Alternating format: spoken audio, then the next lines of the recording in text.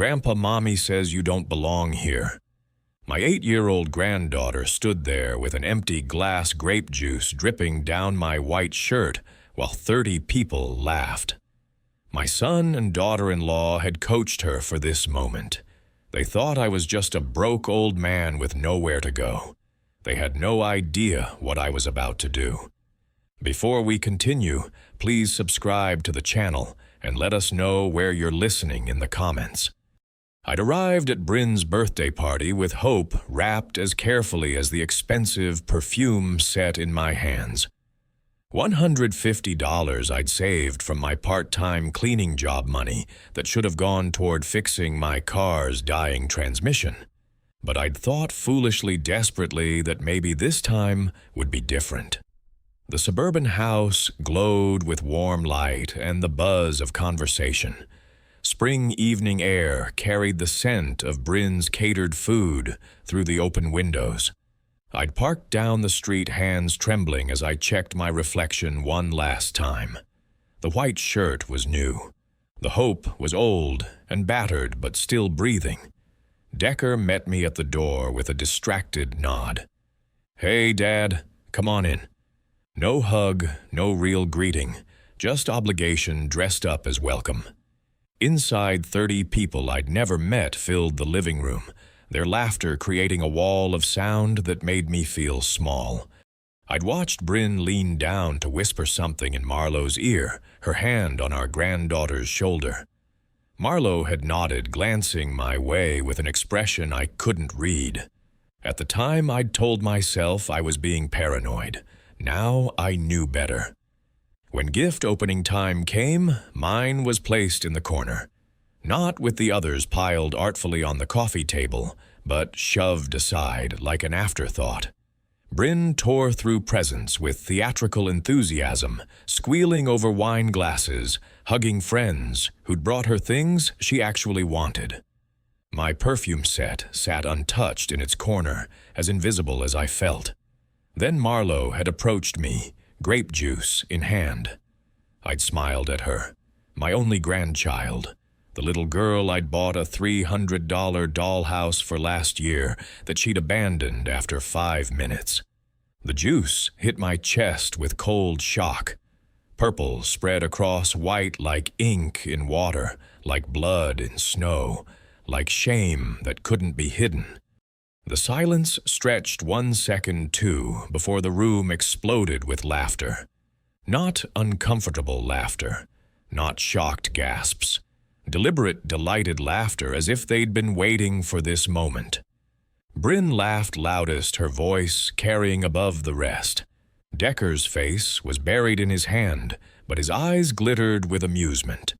Guests pulled out phones, already composing the funny story they'd tell at their own parties. I stood there, juice dripping down my shirt, and heard Marlowe's small voice deliver the final blow. "Grandpa, Mommy says you don't belong here." The words were too articulate, too perfectly timed. This child hadn't acted on impulse. She'd been trained, coached, weaponized by adults who should have taught her kindness instead of cruelty. I rose from my chair slowly, carefully, like a man much older than 66. No one noticed when I walked to the kitchen. No one asked if I was okay. The music got louder, the laughter continued, and I understood with perfect clarity that my absence improved their party. I left through the front door without saying goodbye. No one called after me. No one followed. The night air hit my face, cool and clean, washing away nothing. In my car, I sat in darkness and looked at myself in the rearview mirror. The man staring back had dry eyes. No tears. No breakdown. Just something cold and hard settling into place where hope used to live. 6 years. 6 years of working double shifts to pay their mortgage when they fell behind. 6 years of loans that were never repaid, co-signing for their house that I was never welcome in, buying gifts that were never appreciated. 6 years of funding vacations I wasn't invited to, paying for kitchen renovations.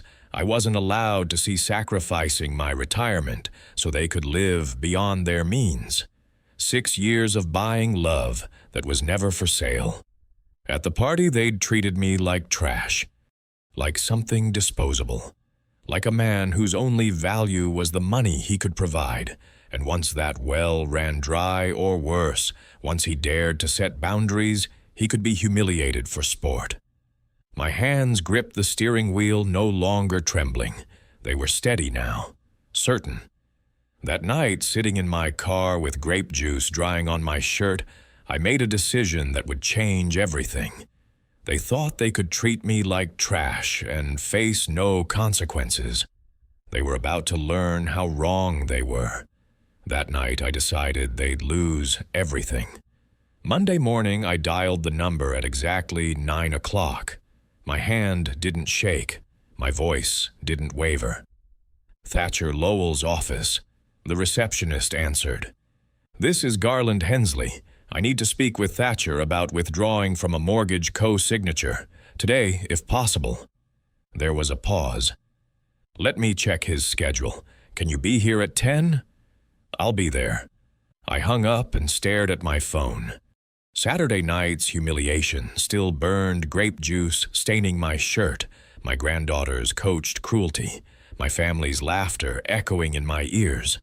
But beneath the hurt was something harder, something that had calcified during a sleepless weekend into pure resolve. They thought I was weak, disposable, a wallet with legs. They were about to learn otherwise.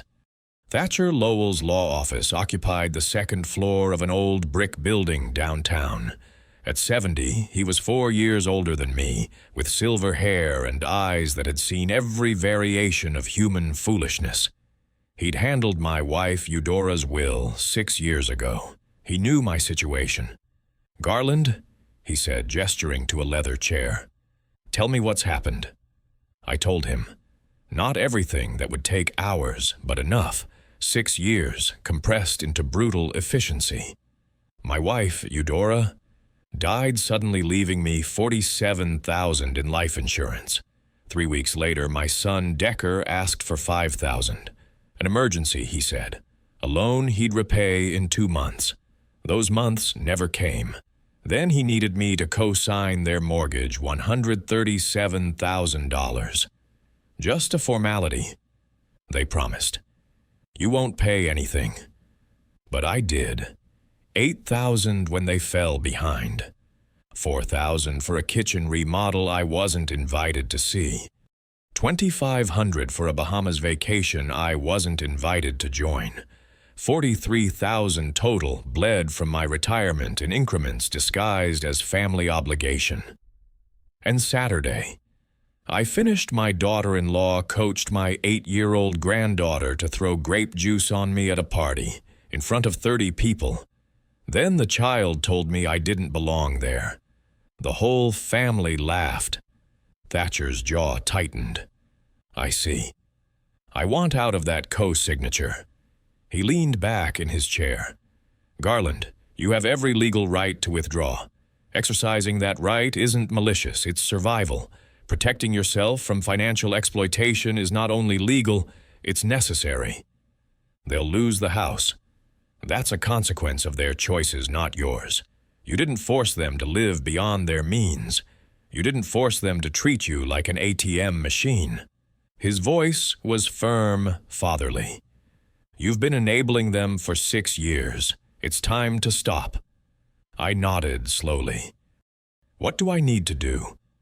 "Sign these papers. I'll file them with the bank today. They'll notify your son that you're withdrawing as co-signer. The bank will require him and his wife to qualify for the loan on their own, or find another co-signer, or face foreclosure proceedings." My hand was steady as I signed my name. At 3 o'clock, my phone buzzed. Unknown number. I let it ring through to voicemail, then listened to Decker's message, frantic, confused, demanding I call him back immediately. I deleted it.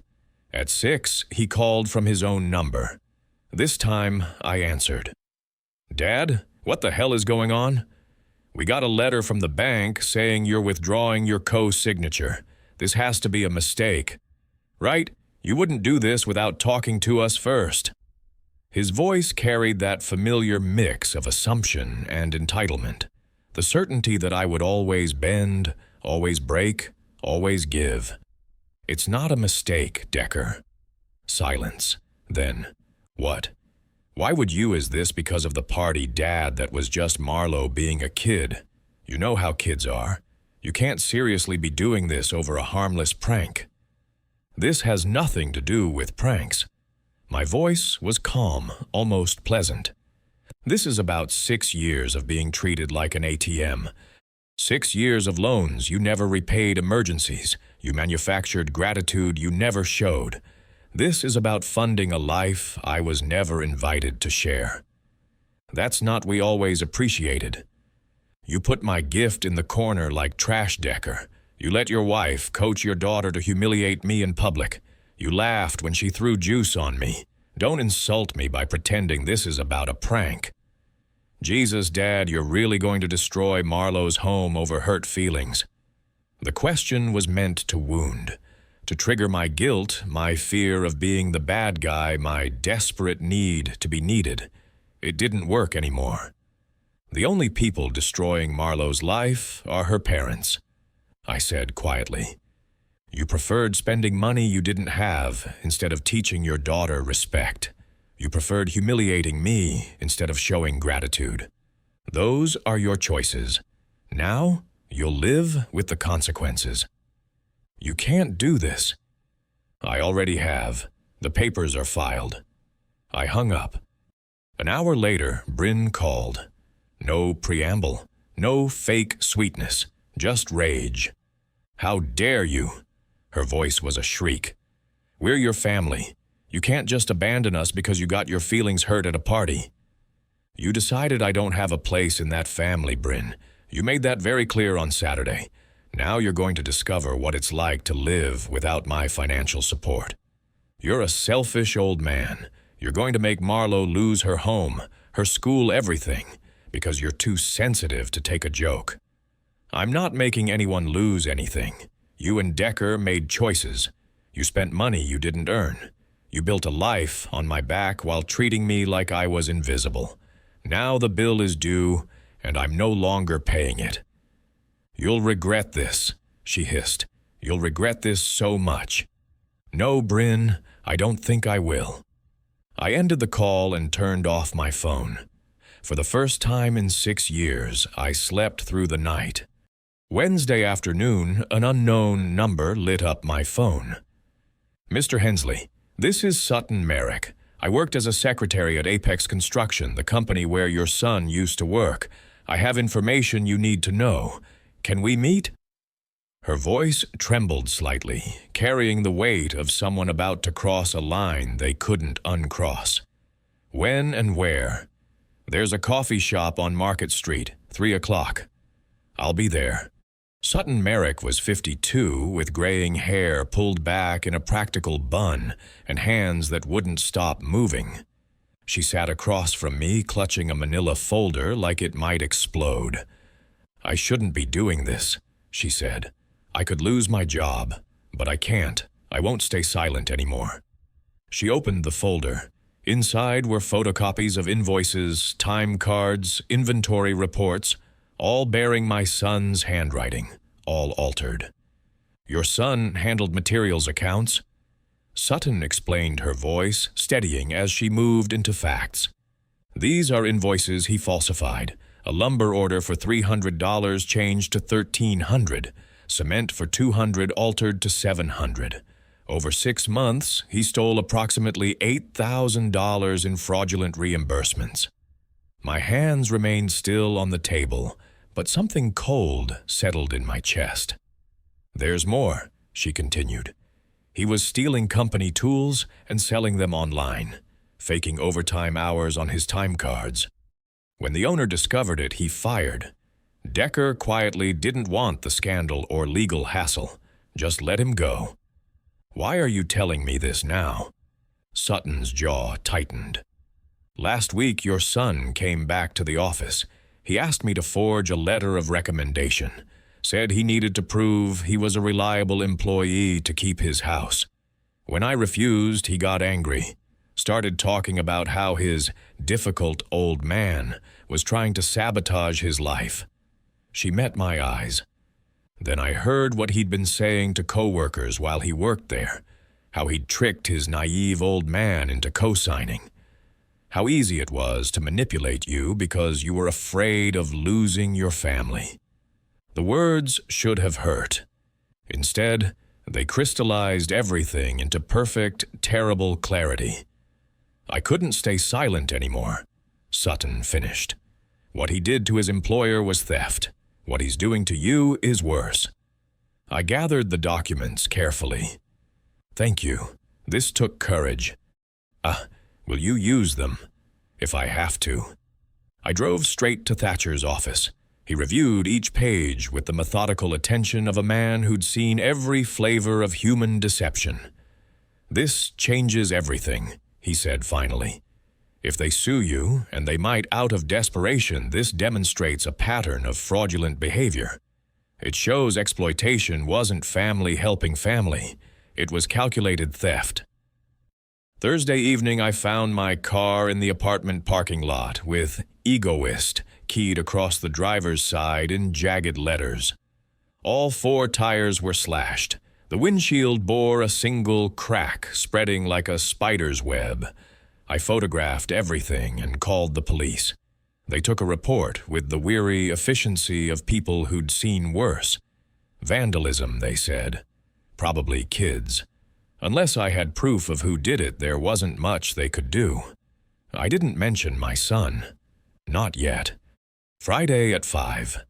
Decker was waiting by my car with 2 men I'd never seen before. They were large, deliberately intimidating. The kind of men whose presence was meant to communicate threat without words.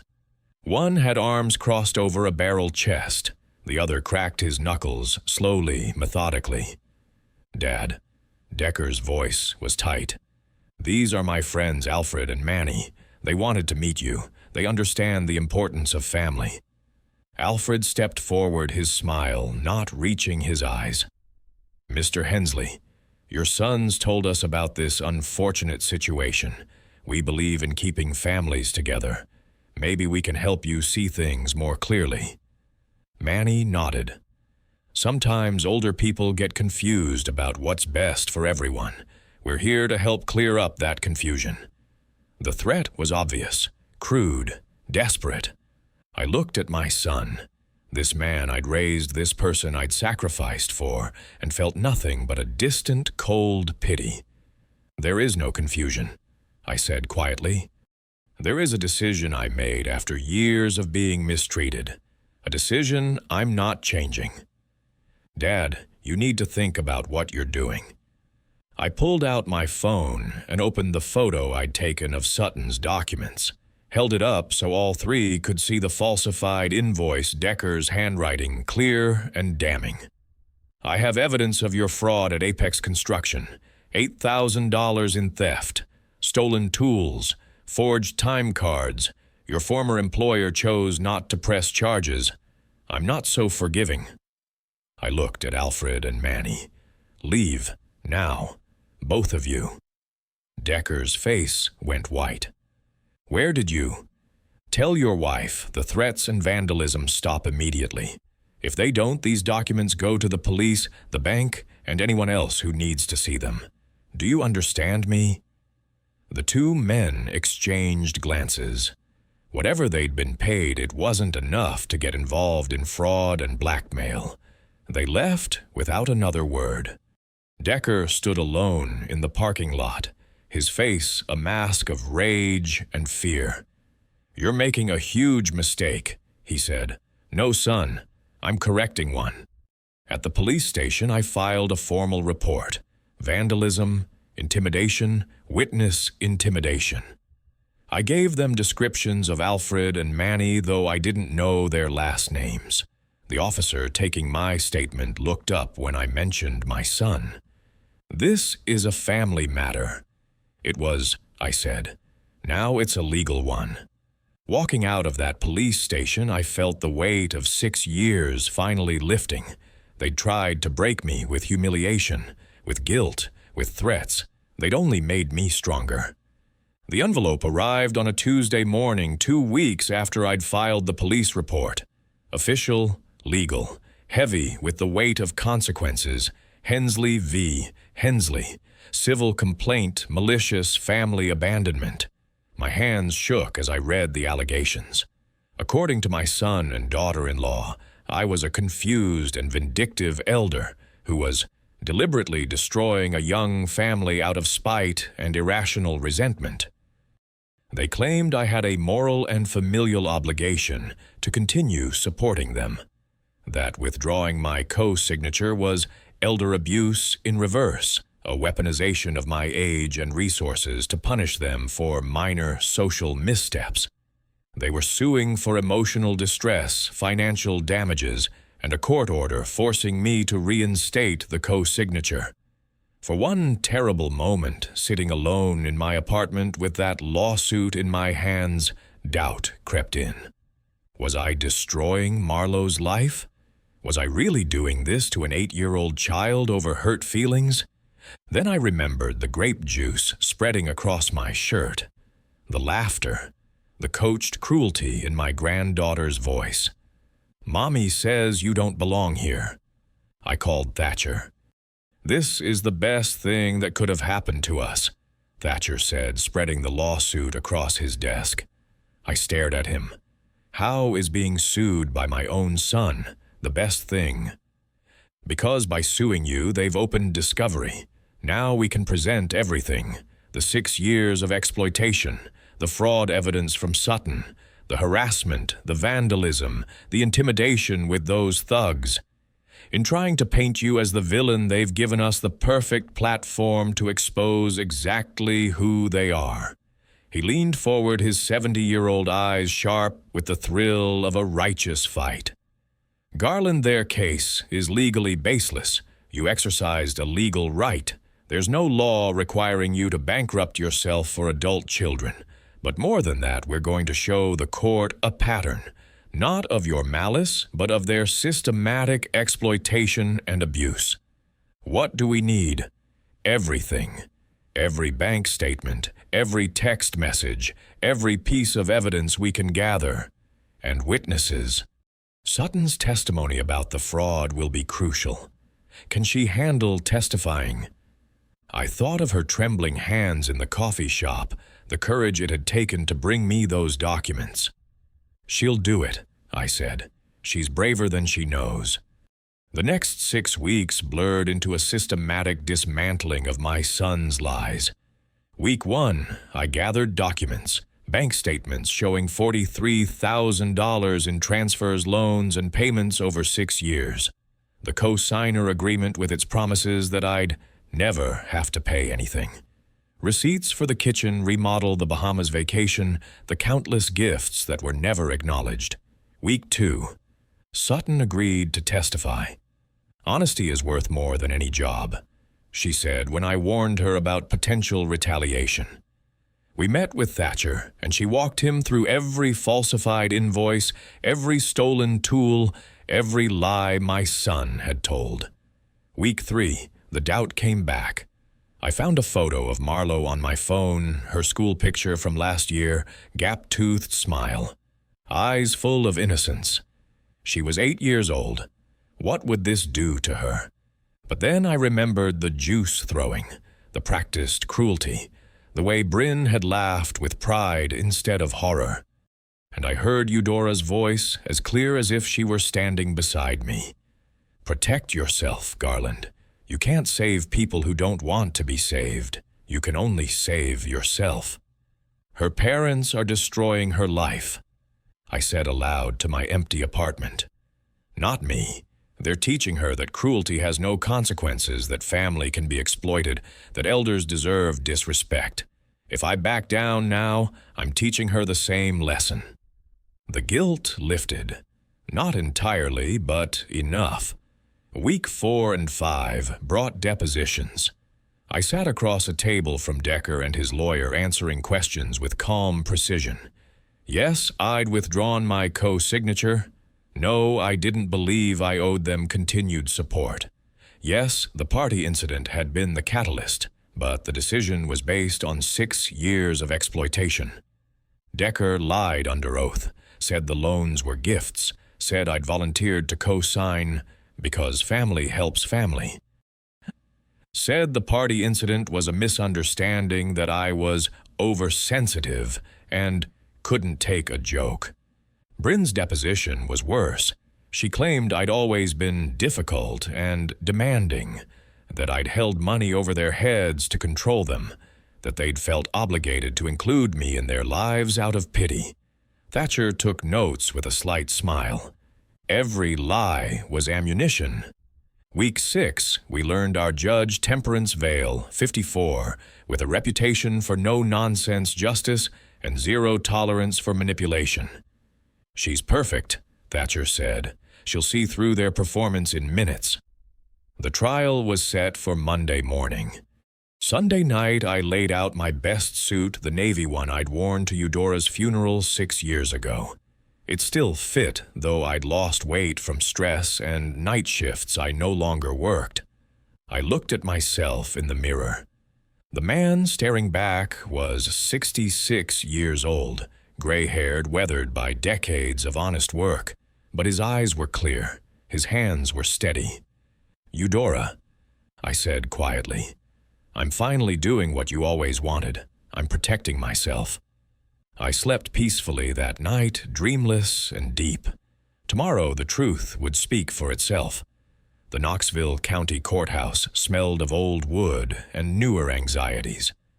I sat beside Thatcher in my navy suit, the one I'd worn to Eudora's funeral, now repurposed as armor. Across the aisle, Decker and Bryn whispered frantically to their lawyer, a man named Arthur Trevino, who looked increasingly uncomfortable with his clients. At 9:15, Judge Temperance Vale entered.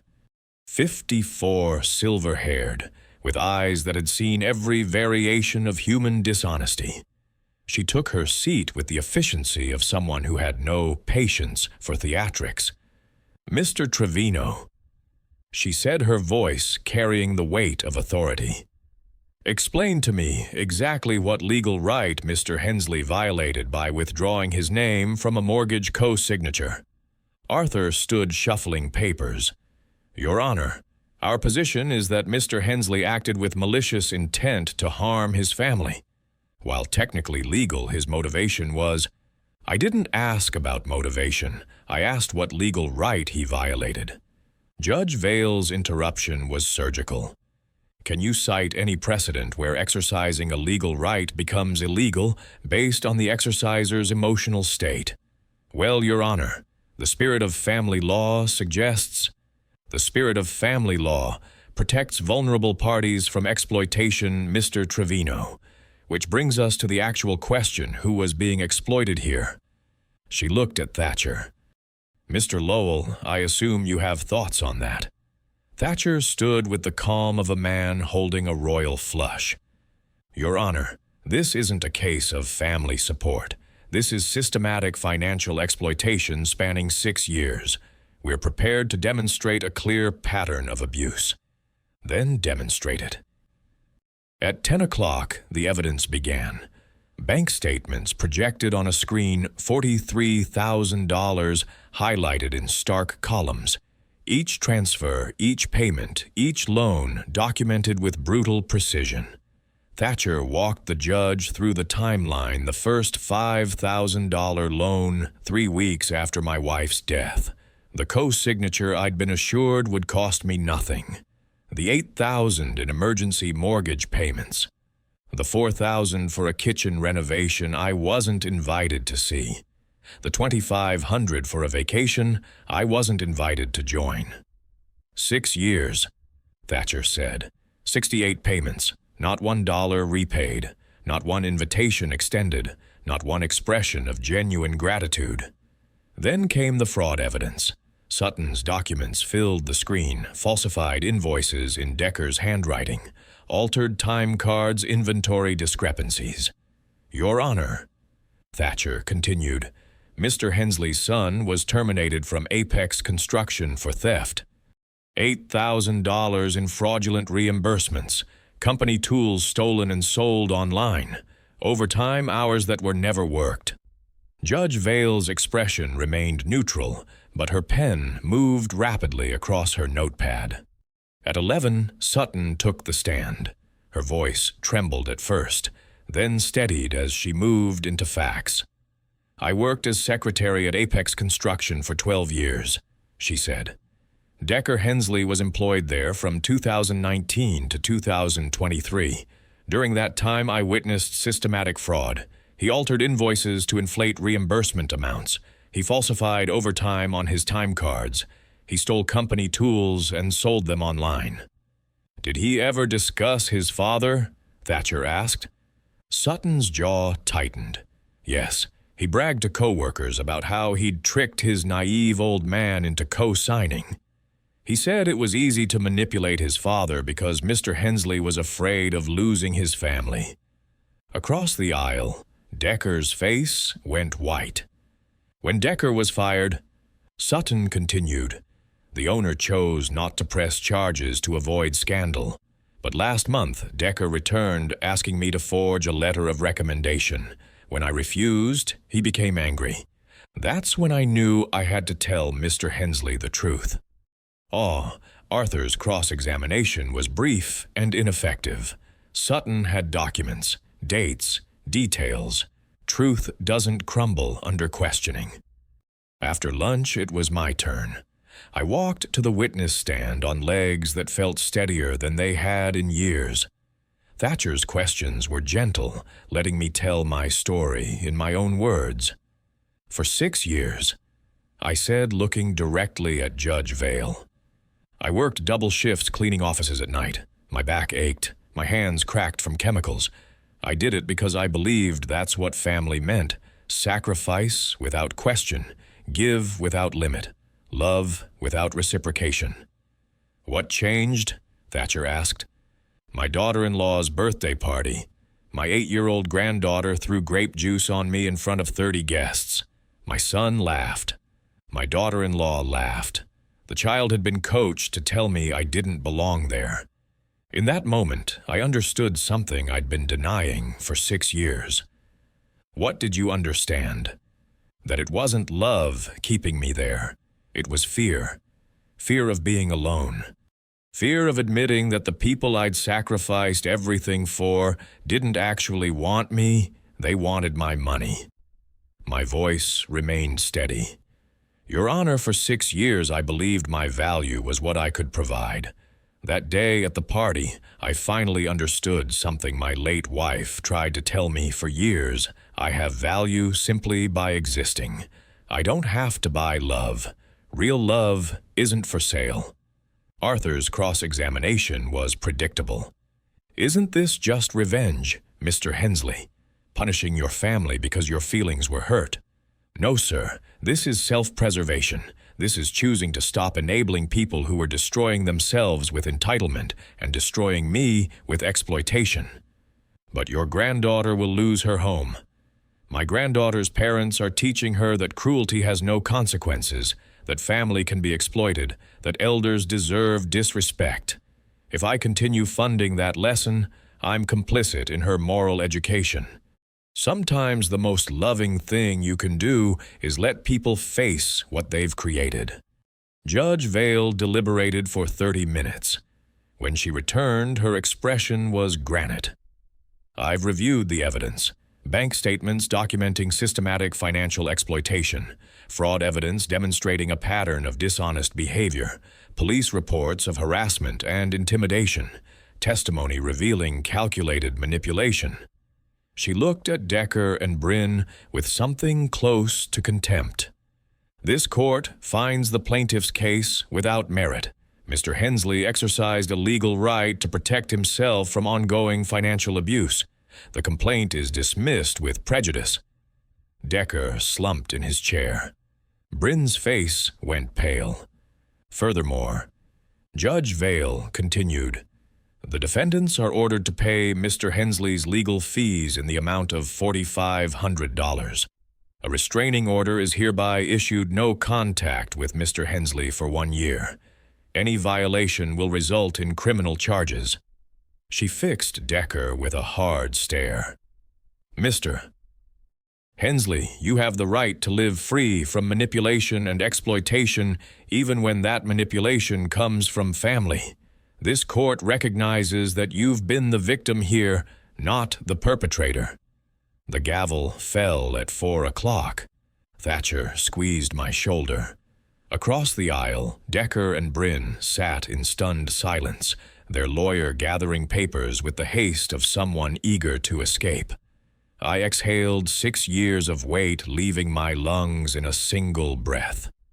Justice, I learned that day, doesn't always come quickly, but when it comes, it speaks with the clarity of a gavel striking wood. Final and irrevocable. 3 months after the trial, the bank foreclosed on Decker and Bryn's house. I didn't witness it personally, but Sutton, who still had friends in the neighborhood, told me the details. Furniture piled on the curb, neighbors watching from porches with the same mixture of pity and judgment I'd endured at that birthday party. Marlowe crying as movers carried her bed to a truck. The public humiliation I'd experienced in their living room now visited upon them in broad daylight. They moved to a 1-bedroom apartment across town. Marlowe slept on the sofa. Decker found work with a landscaping company at $12 an hour, a third of what he'd made in construction before the fraud. Bryn took a full-time position at a supermarket, the kind of retail work she'd always considered beneath her.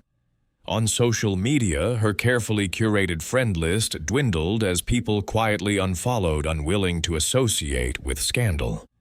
Marlowe transferred from her elite private school to the local public school.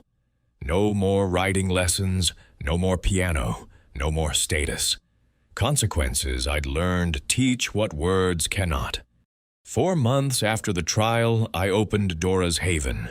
The cafe occupied a small storefront on Market Street, nothing fancy but mine.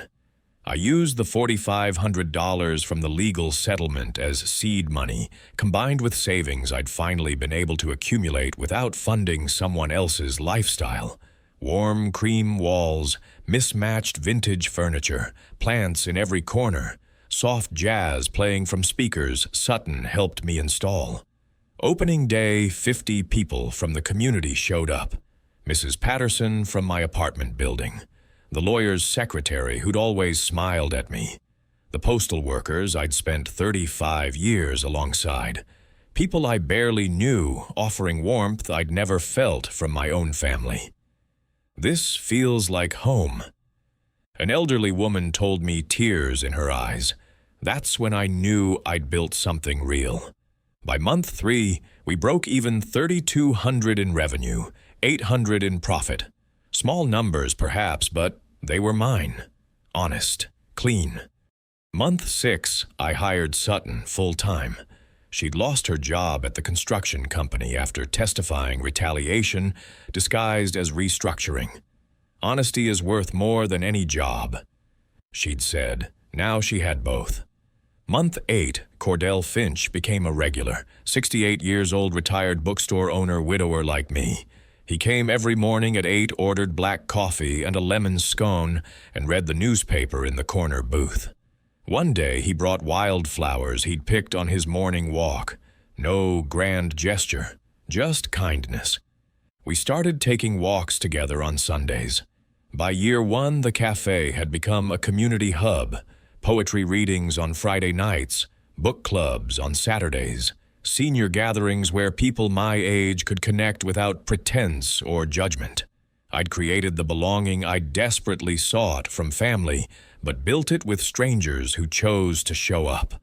Year 1.5, Cordell and I took our first vacation together, a quiet week in the Smoky Mountains. No one funded it but us. No one excluded us from our own joy. By year 2, revenue hit $6,000 a month, profit $2,500. More than I'd ever made working double shifts, destroying my body to fund someone else's dream. Then came the award Small Business of the Month from the Knoxville Chamber of Commerce. A plaque, a ceremony, A television interview where the reporter asked how it felt to start a business at 66. At 66, I said, looking directly into the camera, I learned it's never too late to value yourself. Family isn't who you're born to, it's who chooses to show up for you. The clip went viral in senior communities across the state. People wrote to tell me I'd inspired them to leave toxic situations, to start over, to choose themselves. I'd wanted to matter to my family.